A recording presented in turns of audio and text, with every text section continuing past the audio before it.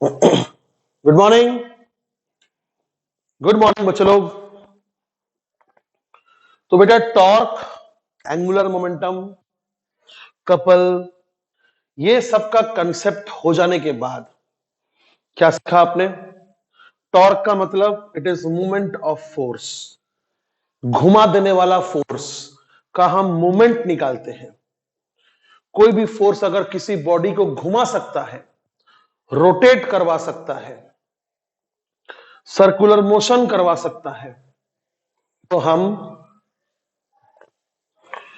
हम रोटेट करवा सकता है, नॉट सर्कुलर मोशन करवा सकता है। तो कोई भी ऑब्जेक्ट अगर किसी बॉडी को घुमा सकता है, जैसे आप लोग वो खेलते हैं टॉप टॉप खेलते हैं ना, क्या बोलते हैं उसको? हम लोग तो लट्टू बोलते हैं, आप लोग क्या बोलते हैं? घिरनी। धागा लपेटते हैं और ऐसा करके छोड़ देते हैं तो वो घूमने लग जाता है। तो कोई भी फोर्स अगर किसी ऑब्जेक्ट को घुमा सकता है, गाड़ी चला रहा है तो इंजन जो है वो व्हील को घुमा रहा है, ठीक है। तो कोई भी फोर्स अगर किसी ऑब्जेक्ट को घुमा सकता है तो हम उस फोर्स का मोमेंट निकालते हैं और हम उस मोमेंट ऑफ फोर्स को क्या कहते हैं? टॉर्क। क्या कहते हैं? टॉर्क। फिर किसी भी सिस्टम को आप अगर ऑपोजिट डायरेक्शन में सेम अमाउंट ऑफ फोर्स लगाओगे, इधर जितना इधर उतना, तो ये सिस्टम ऐसे घूमने लगेगा। उस समय ऐसे टॉर्क को हम कपल कहते हैं, समझे? फिर आपने ये सीखा कि जब कोई चीज घूमता है तो मोमेंटम के बजाय एंगुलर मोमेंटम का नाम आता है, जिसका मतलब होता है मोमेंट ऑफ मोमेंटम, समझे? तो जब कोई फोर्स किसी बॉडी को घुमा देता है तो आप क्या कैलकुलेट करते हो? मोमेंट ऑफ फोर्स, समझे? तो उसका मोमेंटम भी घूमता है तो आप क्या कैलकुलेट करते हो? मोमेंट ऑफ मोमेंटम, जिसका नाम है एंगुलर मोमेंटम, ठीक है। तो torque is the cross product of distance and force, angular momentum is the cross product of distance and momentum. ये दो बातें जानने के बाद आज हम पढ़ेंगे कंसेप्ट ऑफ रोटेशनल मोशन। आखिर रोटेशनल मोशन क्या है, ठीक है। बट उससे पहले मैं आपको एक बात बताना चाहता हूं और वो है system of particles. System of particles का मतलब क्या है? देखो, कोई ऑब्जेक्ट है, मान लो, अच्छे से सोचना, कोई ऑब्जेक्ट है, जैसे फॉर एग्जांपल एक सिंगल पॉइंट ऑब्जेक्ट है, ट्राई टू अंडरस्टैंड। एक सिंगल पॉइंट ऑब्जेक्ट है, जैसे ये एक खाने का पदार्थ है, ये लगभग लगभग गोल गोल है, टेस्टी नट्स कहते हैं इसको, आई लव इट। अब ये टेस्टी नट ये अगर अपने एक्सिस के अबाउट ऐसा घूम रहा है, देखिए ध्यान से, ये अगर अपने एक्सिस के अबाउट ऐसा अगर घूम रहा है तो हम इसे कहते हैं रोटेशनल मोशन, क्योंकि इसका एक एक्सिस है जिसके अबाउट ये पृथ्वी समान घूम रहा है, just like our earth is rotating round about its own axis. तो बहुत हो गया इसका घूमना। तो कंसेप्ट ऑफ रोटेशनल मोशन क्या है? देखिए, जब तक आप ये नहीं समझेंगे आपको ये नहीं समझ में आएगा। इसीलिए सिस्टम ऑफ पार्टिकल्स मतलब अगर आप एक सिंगल पार्टिकल लेते हैं तो उसे सिस्टम ऑफ पार्टिकल्स बोलना गलत बात है। अगर आप एक सिंगल पार्टिकल लेते हैं तो उसे सिस्टम ऑफ पार्टिकल्स बोलना गलत बात है, एक ही पार्टिकल है। लेकिन अगर एक से ज्यादा पार्टिकल्स हैं, अगर एक से ज्यादा पार्टिकल्स हैं तो हम कह सकते हैं कि भाई ये तो सिस्टम ऑफ पार्टिकल्स है। जैसे जो टेस्टी नट मैंने उठाया था वो बहुत सारे मॉलिक्यूल से बने होंगे और वो एक सिस्टम ऑफ पार्टिकल्स है, समझे? तो कुल मिलाकर यह बात है कि सिस्टम ऑफ पार्टिकल्स दो तरह का हो सकता है। एक सिंगल सिंगल पार्टिकल बहुत दूर दूर होंगे, यानी ये एक बॉडी है, this is a body made up of n number of masses, made up of n number of particles, है ना, m1 m2 m3 m4 and so on till mn। पूरे बॉडी का मास कितना होगा, टोटल मास कितना होगा, m equal to m1 plus m2 and so on till mn। मेरे बात को आप समझिए। तो पार्टिकल्स अगर मान लीजिए दूर दूर है, पार्टिकल्स अगर दूर दूर हैं तो हम कहते हैं कि ये कैसा सिस्टम ऑफ पार्टिकल है, ये तो डिस्क्रीट सिस्टम ऑफ पार्टिकल्स है। कैसा? Discrete system of particles. और दूसरा है कंटिन्यूअस सिस्टम ऑफ पार्टिकल्स। समझ ही गए होंगे आप। अगर पार्टिकल्स दूर दूर नहीं है, अगर पार्टिकल्स दूर दूर नहीं है, दो पार्टिकल के बीच में कोई गैप नहीं है, दो पार्टिकल के बीच में कोई गैप नहीं है,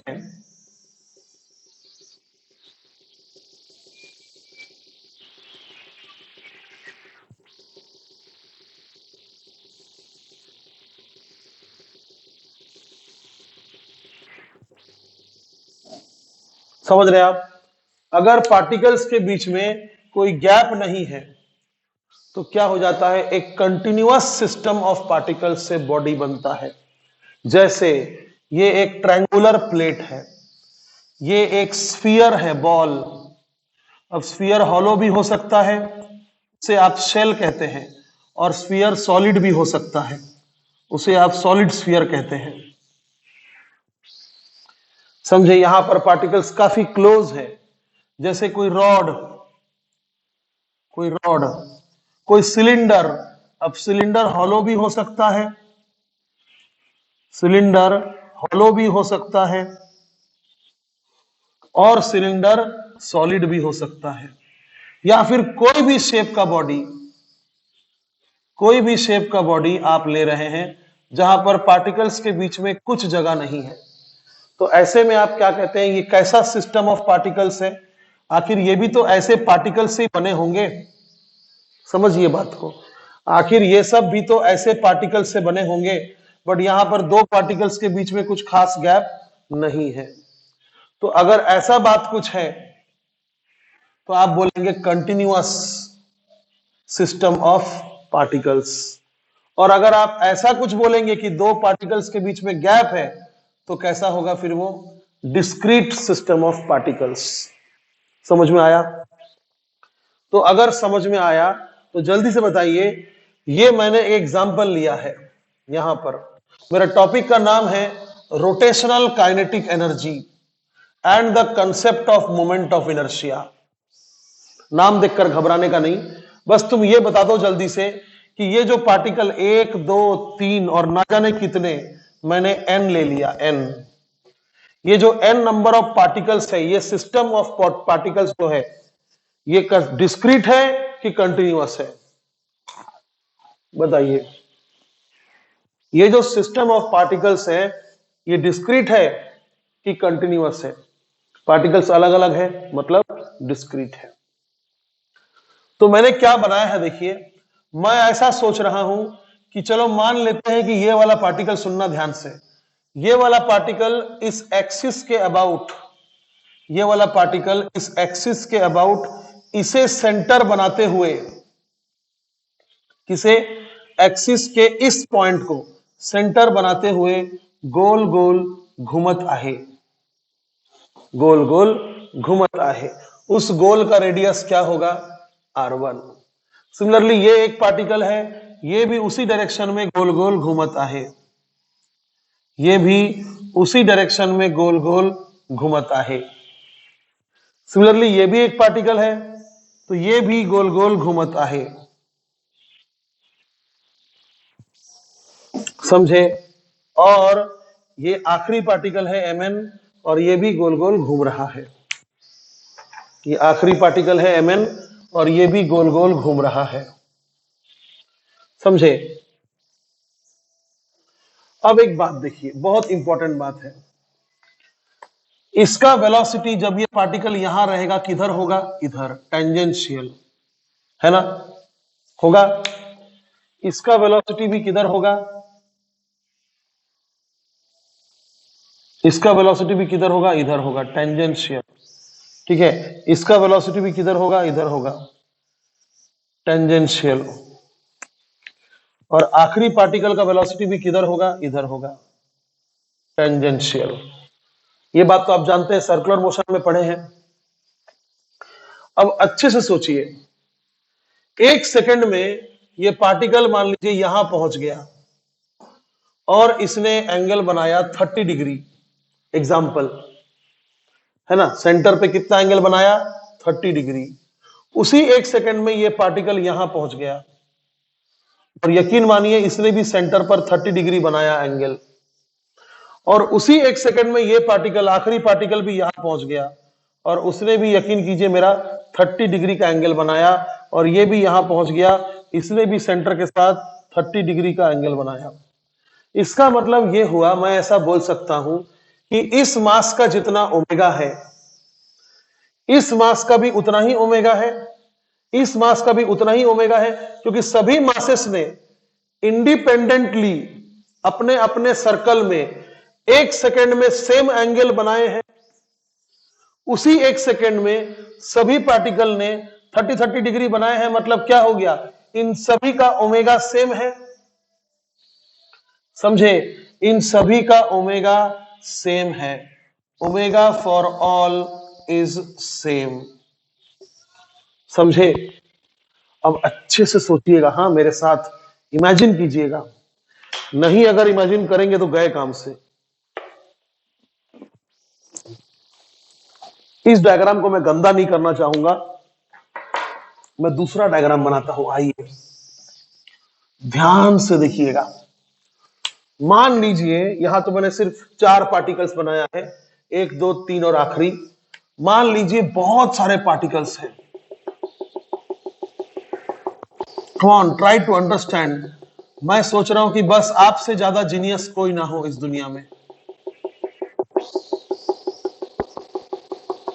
एक्सिस के दोनों तरफ, चारों तरफ बहुत सारे पार्टिकल्स हैं,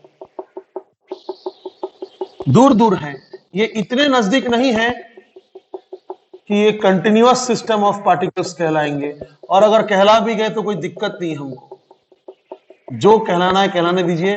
हम तो कंसेप्ट सिखा रहे हैं, ये कंसेप्ट दोनों के लिए लागू होता है ना, डिस्क्रीट भी और कंटिन्यूअस भी।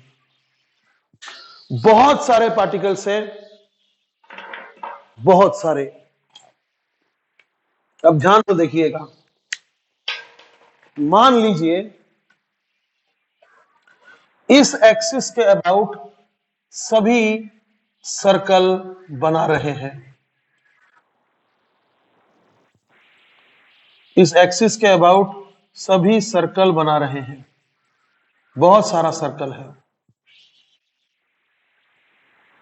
लेकिन सभी सर्कल का सेंटर इसी एक्सिस पर है।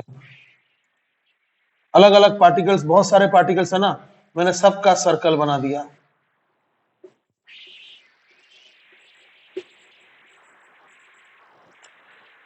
और मान लीजिए ये सभी पार्टिकल्स का एंगल बनाने का जो स्पीड है वो सेम है। मान लीजिए ये सभी पार्टिकल्स, किसी एक पार्टिकल से मैंने पूछा, ये भाई क्या कर रहे हो, तो पार्टिकल क्या बोलेगा, मैं तो सर्कुलर मोशन कर रहा हूं, है कि नहीं। किसी एक पार्टिकल से अगर पूछा जाए कि भाई साहब आप क्या कर रहे हैं, तो क्या बोलेगा वो, सर्कुलर मोशन कर रहा है।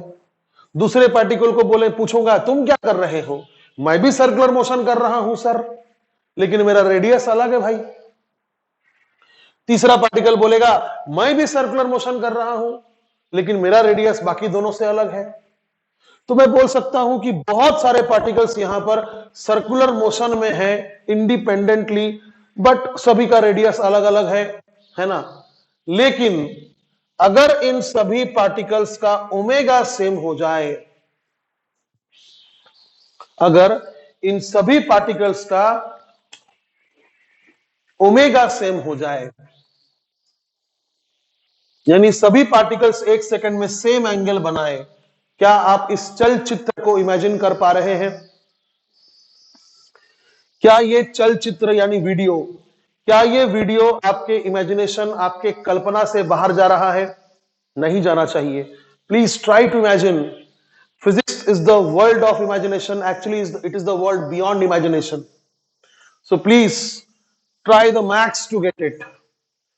तो सारे के सारे पार्टिकल्स गोल घूम रहे हैं अलग अलग रेडियस में, बट सबका ओमेगा सेम है। तो दूर खड़ा व्यक्ति, जैसे कि आप, दूर खड़ा व्यक्ति, ध्यान से देखिए मेरे साथ, ध्यान से देखिए, क्या आपको ऐसा नजर नहीं आ रहा है कि एक सिस्टम ऑफ पार्टिकल है और वो रोटेट हो रहा है? यानी सिस्टम जिन पार्टिकल से बना है, वो पार्टिकल अगर इंडिपेंडेंटली सर्कुलर मोशन करे, भले उनको अलग अलग रेडियस में करना हो करे, लेकिन अगर उन सभी का ओमेगा सेम हो गया, किसी गिवन टाइम में सबका ओमेगा सेम है, तो हम बोलेंगे कि इंडिपेंडेंटली एक एक पार्टिकल से अगर पूछा जाए, then what are they doing?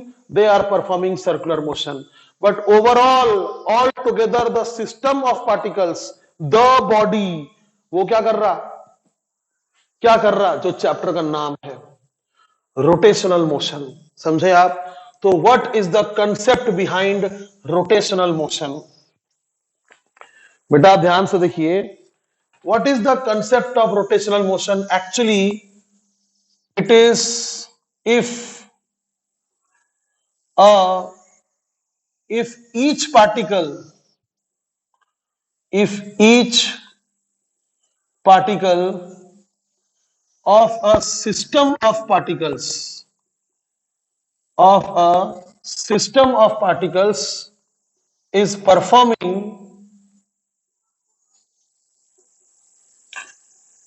performing circular motion,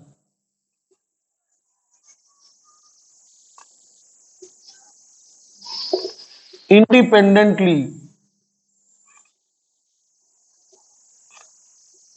if each particles of a system of particles, एक सिस्टम ऑफ पार्टिकल्स में अगर हर एक पार्टिकल सर्कुलर मोशन कर रहा है independently at different radius,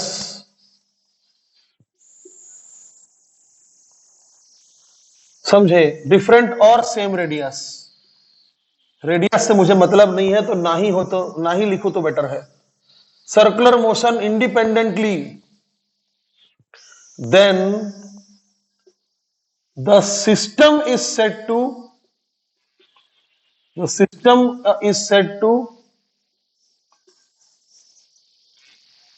perform rotational motion। समझे? only if every particle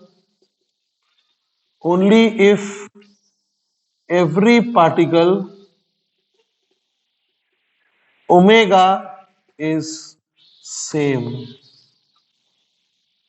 at any instant। तो भले आपको छोटा लगे बड़ा लगे, ये जबरदस्त डेफिनेशन है। समझे कि अगर किसी सिस्टम ऑफ पार्टिकल्स में हर एक पार्टिकल, अगर किसी सिस्टम ऑफ पार्टिकल्स में हर एक पार्टिकल अपना अपना सर्कल में घूम रहा है, लेकिन अगर किस्मत से सभी का ओमेगा सेम है, ओमेगा सेम है मतलब एंगुलर वेलोसिटी सेम है, मतलब एक गिवन टाइम में सब सेम एंगल बना रहे हैं, तो हम ऐसा कह सकते हैं कि the system is performing rotational motion. यानी सिस्टम जिन पार्टिकल्स से बना है वो क्या कर रहा है, सर्कुलर मोशन, लेकिन सिस्टम क्या कर रहा है as a whole, rotational motion.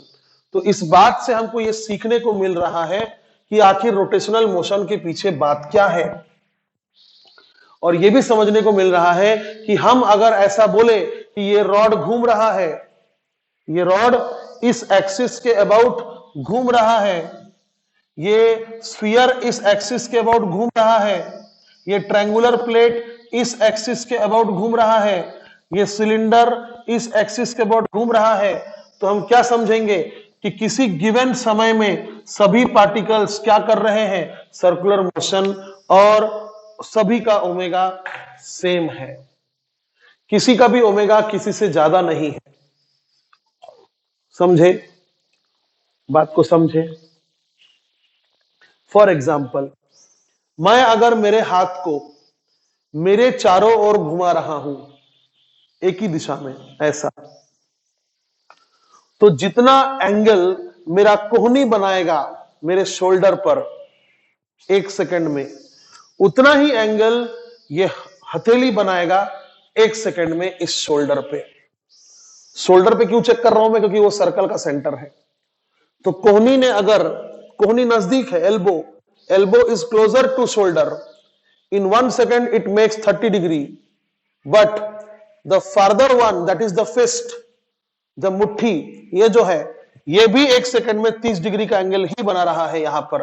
तो मैं बोलूंगा कि मेरा हाथ इस पॉइंट के अबाउट रोटेट हो रहा है।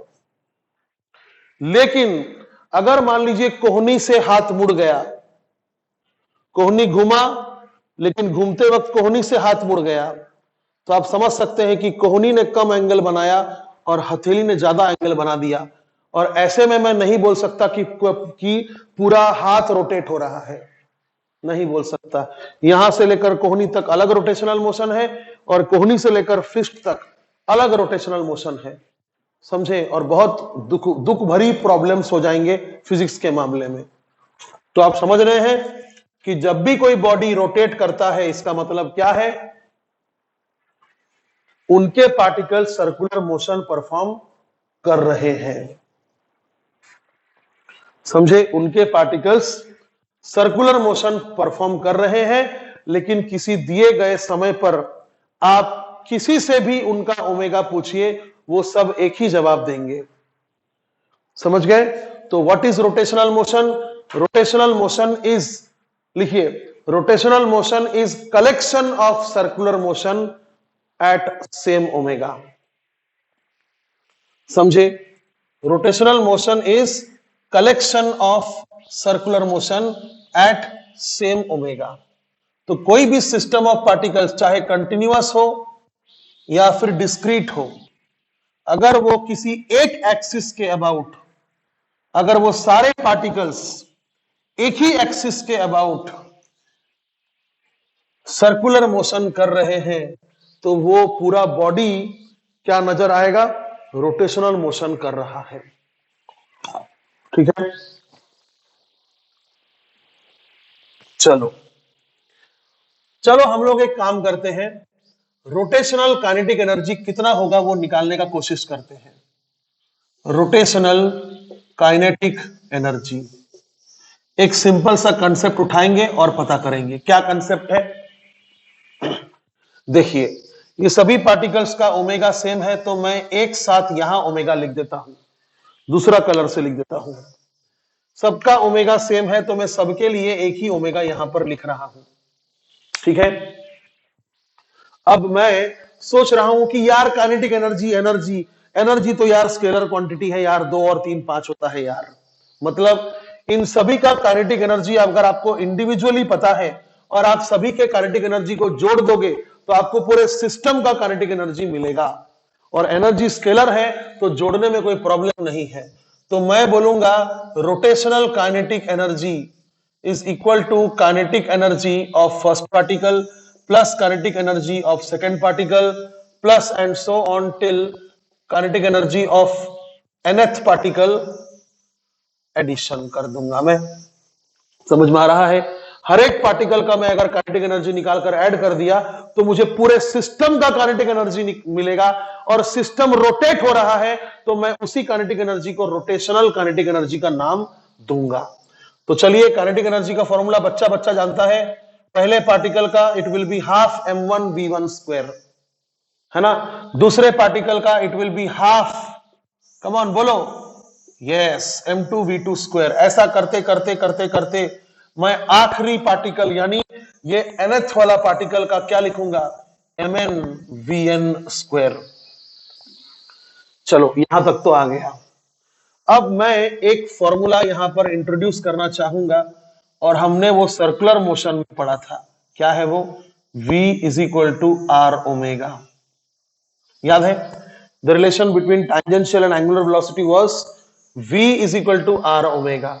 देखिए, सबका r अलग है, सबका r अलग अलग है, लेकिन सबका ओमेगा सेम है। तो सबका r अलग अलग है लेकिन ओमेगा सबका सेम है, इसलिए v सबका अलग अलग है। जितना ज्यादा r उतना ज्यादा v। तो हम यहां पर लिखेंगे rotational kinetic energy is equal to half m1। ये v1 की जगह मैं क्या लिखूंगा, r1 ओमेगा 1 स्क्वायर। v1 का स्क्वायर है ना, अरे रे रे रे रे, ओमेगा 1 क्यों लिखना जब सबका ओमेगा ही है, तो है ना, plus half m2 r2 omega square. v2 के जगह मैं क्या लिखूंगा, r2 ओमेगा। ऐसे करते करते आखिरी पार्टिकल के लिए मैं क्या लिखूंगा, rn ओमेगा। समझे, समझे कि नहीं समझे। मैं इस पार्टिकल का v लिखना चाहता हूं तो क्या लिखूंगा, r omega, r1 omega 1, r2 omega, समझे, r3 ओमेगा। तो r2 इंटू ओमेगा क्या देगा, v2। r3 इंटू ओमेगा क्या देगा, v3। r1 इंटू ओमेगा क्या देगा, v1। तो rn इंटू ओमेगा क्या देगा, vn। अबे tangential is equal to radius into angular. समझ में आया। क्या मैं सभी में से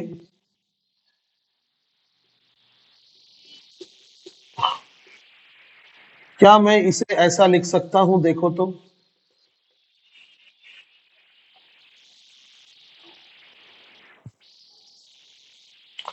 हम बहुत इंपॉर्टेंट कंसेप्ट की ओर आगे बढ़ रहे हैं बच्चे लोग, ध्यान दो अच्छे से, ठीक है। मैंने हाफ कॉमन लेकर एक साइड लिखा, और सभी का ओमेगा सेम है तो ओमेगा स्क्वायर कॉमन लेकर अदर साइड लिखा। जो बचा मैंने वो बीच में लिखा। एक है m1 r1 square, m2 r2 square, ऐसा करते करते करते करते mn rn स्क्वायर। कोई दिक्कत, ठीक है। अब क्या मैं इस चीज को ऐसा लिख सकता हूं, देखो ना, एम आर ऐसा है, m r square m r square m r square ऐसा है। तो एम आर स्क्वायर कहां से कहां तक जा रहा, 1 2 3 4 5 6 7 8 9 10, ऐसे करते करते कहां तक जा रहा, कहां तक जा रहा, आई कहां तक जा रहा, आई 1 टू n। और m के पास 1 है तो r के पास भी 1 है, m के पास 2 है तो r के पास भी 2 है। तो m के पास अगर i है तो r के पास भी i होगा, समझे। तो ये पूरे टर्म को मैंने क्लब करके ऐसा लिखा है। तो ये मेरा फॉर्मूला आ रहा है अजीब सा, रोटेशनल काइनेटिक एनर्जी का।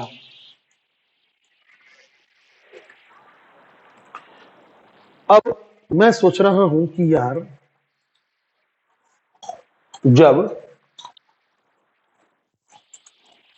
कोई m मास का बॉडी v वेलोसिटी से सीधा चलता है,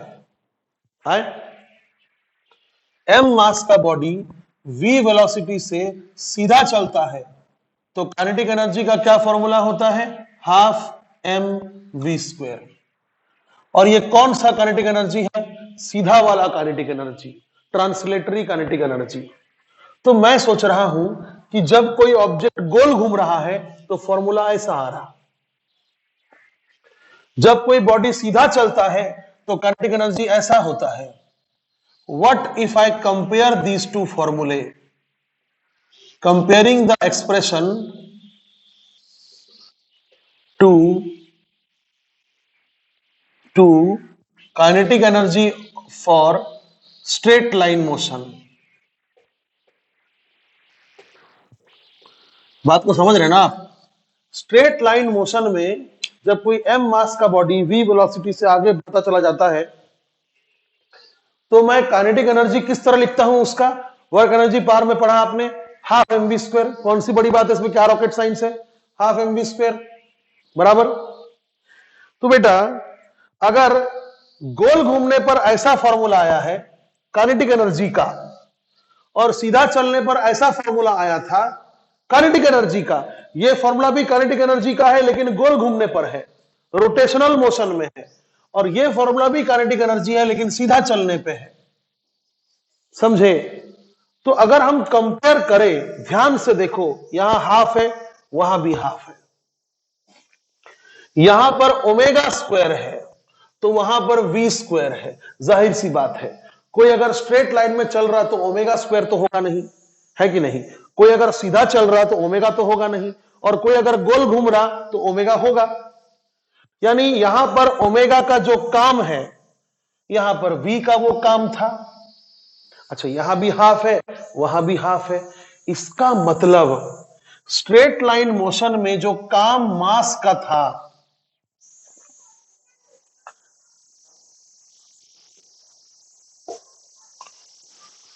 स्ट्रेट लाइन मोशन में जो काम, जो रोल प्ले मास का था, the role play of mass m, role play समझ रहे आप? किरदार, द किरदार of mass m in straight line motion, abbreviate कर रहा हूं, ध्यान दीजिएगा, इन स्ट्रेट लाइन मोशन, वही किरदार यहां कौन निभा रहा है? हाफ तो वहां भी है, वी स्क्वायर की जगह ओमेगा स्क्वायर यहां भी है। तो क्या मैं बोल सकता हूं कि रोटेशनल मोशन में ये जो टर्म है, इसको रेड से लिखता मैं, रोटेशनल मोशन में ये जो टर्म है, ये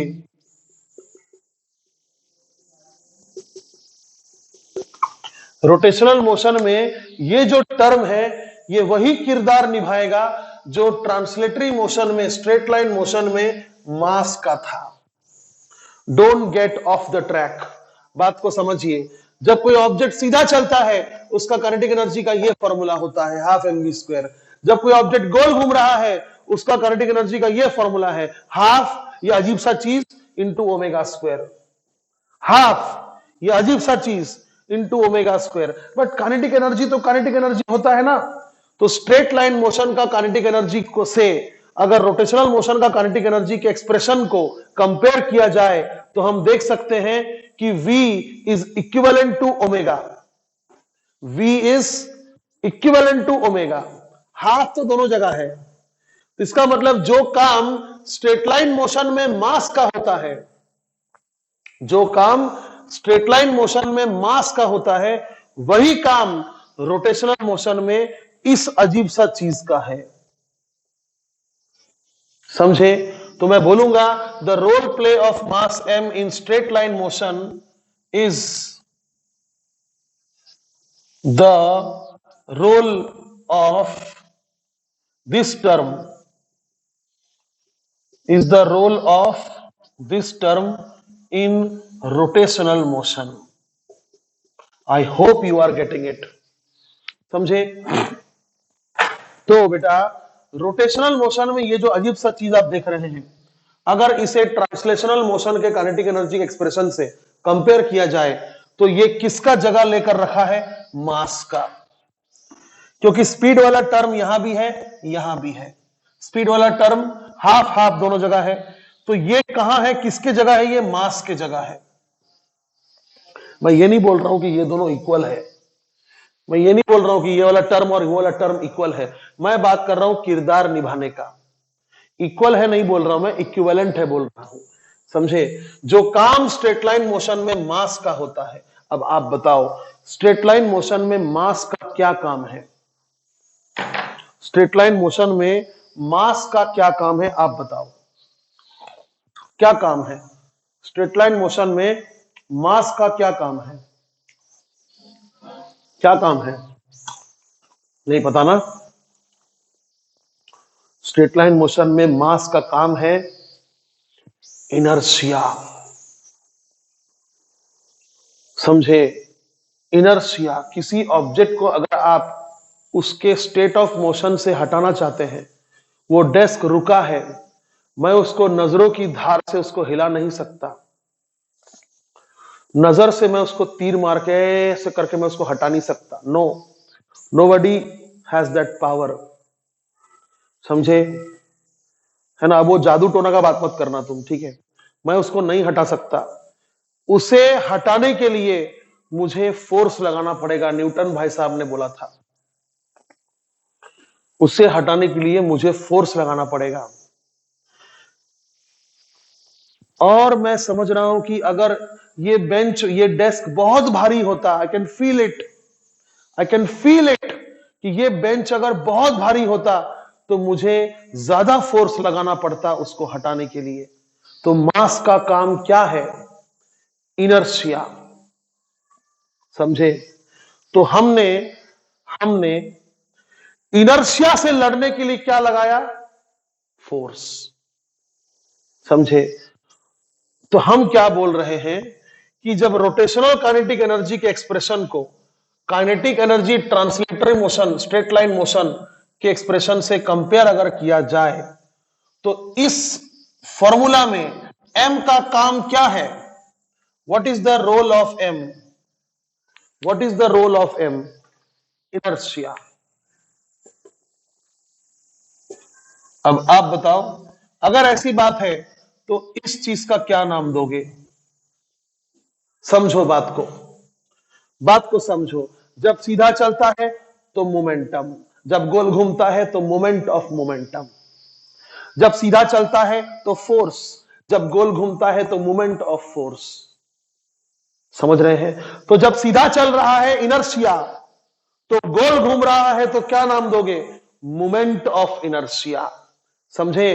तो हम आज के बाद से इस टर्म के जगह हम क्या लिखेंगे? आज के बाद से हम इस टर्म के जगह क्या लिखेंगे? आई ओमेगा स्क्वायर। तो हमें मजाक मजाक में रोटेशनल काइनेटिक एनर्जी का फॉर्मूला भी मिल गया और हमको यह समझ में भी आ गया कि हम मोमेंट ऑफ इनर्शिया किसे कहते हैं। समझे? Where I is moment of inertia.